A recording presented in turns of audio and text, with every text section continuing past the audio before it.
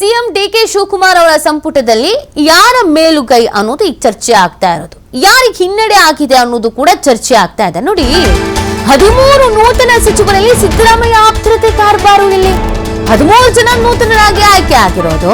ಅದರಲ್ಲಿ ಸಿದ್ದರಾಮಯ್ಯನವ್ರದೇ ಮೇಲುಗೈ ಅಂತ ಹೇಳಿದ್ರೆ ತಪ್ಪಾಗ್ಲಿಕ್ಕಿಲ್ಲ.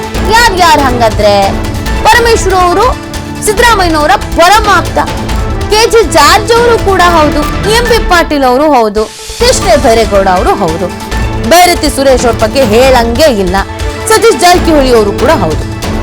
ಇವರೆಲ್ಲರೂ ಕೂಡ ಸಿದ್ದರಾಮಯ್ಯನವರ ಆಪ್ತರು, ಸಿದ್ದರಾಮಯ್ಯನವರ ಆಪ್ತ ವಲಯದಲ್ಲೇ ಗುರುತಿಸಿಕೊಂಡಿರೋದು. ಇನ್ನು ಸಚಿವ ಡಾಕ್ಟರ್ ಯತೀಂದ್ರ ಅವರು ಮಾಜಿ ಸಿಎಂ ಸಿದ್ದರಾಮಯ್ಯನವರ ಪುತ್ರರೇ. ಹೀಗಾಗಿ 8 ಸಚಿವರು ಸಿದ್ದರಾಮಯ್ಯ ಬಣದಲ್ಲಿ ಗುರುತಿಸಿಕೊಂಡವರು. ಸಚಿವ ಶರಣ ಪ್ರಕಾಶ್ ಪಾಟೀಲ್ ಎಐಸಿಸಿ ಅಧ್ಯಕ್ಷ ಖರ್ಗೆ ಬಣದವರು, ಸಚಿವರಾದ ಯುಟಿ ಖಾದರ್ ಅವರು, ರಾಮಲಿಂಗಾರೆಡ್ಡಿ ಅವರು, ಈಶ್ವರ್ ಖಂಡ್ರೆ ಅವರು, ಕೆಎಚ್ ಮುನಿಯಪ್ಪ ಅವರು ಹೈಕಮಾಂಡ್ ಆಯ್ಕೆ. ಹೈಕಮಾಂಡ್ ಕೂಡ ಇದರಲ್ಲಿ ನಮ್ಮದು ಆಯ್ಕೆ ಇರುತ್ತೆ ಅಂತ ಹೇಳಿದ್ರು ಮೊದಲೇ. ಇದು ಹಿರಿಯರಿದ್ದಾರೆ ಇವರೆಲ್ಲ ಹೈಕಮಾಂಡ್ ಅವರ ಆಯ್ಕೆ. ಖಾದರು ಖಂಡ್ರೆ ಹೈಕಮಾಂಡ್ ಅವರೇ ಆಯ್ಕೆ ಮಾಡಿರೋದು. ಜೊತೆಗೆ ಡಿಕೆ ಪಟ್ಟಿಯಲ್ಲೂ ಕೂಡ ಇವರುಗಳ ಹೆಸರು ಇತ್ತು. ಯುಟಿ ಖಾದರ್ ಅವರ ಹೆಸರು ಇತ್ತು, ರಾಮಲಿಂಗಾರೆಡ್ಡಿ ಅವರ ಹೆಸರು ಕೂಡ ಇತ್ತು. ಬಿಕಾಸ್ ಅವರೆಲ್ಲ ಕ್ಲೋಸ್ ಆಗೇ ಇದ್ದಾರೆ. ಯಾವ ಬಣದಲ್ಲೂ ತೀರಾ ಗುರುತಿಸ್ಕೊಂಡವರಲ್ಲ ಇವರೆಲ್ಲ. ಯುಟಿ ಖಾದರ್ ಅವರು ಅವ್ರವ್ರ ಕೆಲಸ ಮಾಡ್ಕೊಂಡು ಹೋದವರು, ರಾಮಲಿಂಗಾರೆಡ್ಡಿ ಅವರು ಅವ್ರವ್ರ ಕೆಲಸ ಮಾಡ್ಕೊಂಡು ಹೋದವರು. ಸೊ ಆ ಬಣ ಈ ಬಣ ಆಮೇಲೆ ಎಲ್ಲೆಲ್ಲೋ ಏನೇನೋ ಮಾತಾಡು ಇದೆಲ್ಲ ಮಾಡಿದವರಲ್ಲ. ಹಾಗಾಗಿ ಮೊದಲ ಸಂಪುಟದಲ್ಲಿ ಹೆಚ್ಚಿನವರು ಸಿದ್ದರಾಮಯ್ಯನವರು ಬಣದವರೇ ಇದ್ದಾರೆ ಅನ್ನೋದು ಗೊತ್ತಾಗ್ತಾ ಇದೆ. ಸಹಜವಾಗಿ ಅಲ್ವಾ, ಒಂದು ಹಿಡಿತ ಸಾಧಿಸುವಂಥ ಕೆಲಸವನ್ನು ಅವರು ಮಾಡಿರ್ತಾರೆ.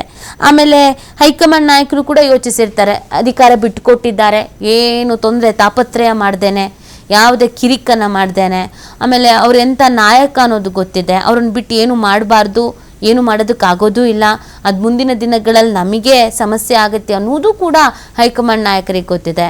ಹಾಗಾಗಿ ಸಿದ್ದರಾಮಯ್ಯನವ್ರು ಹೇಳಿರುವಂಥ ಮಾತುಗಳ ಎಲ್ಲವನ್ನೂ ತೆಗೆದುಹಾಕೋಕ್ಕಾಗಿಲ್ಲ.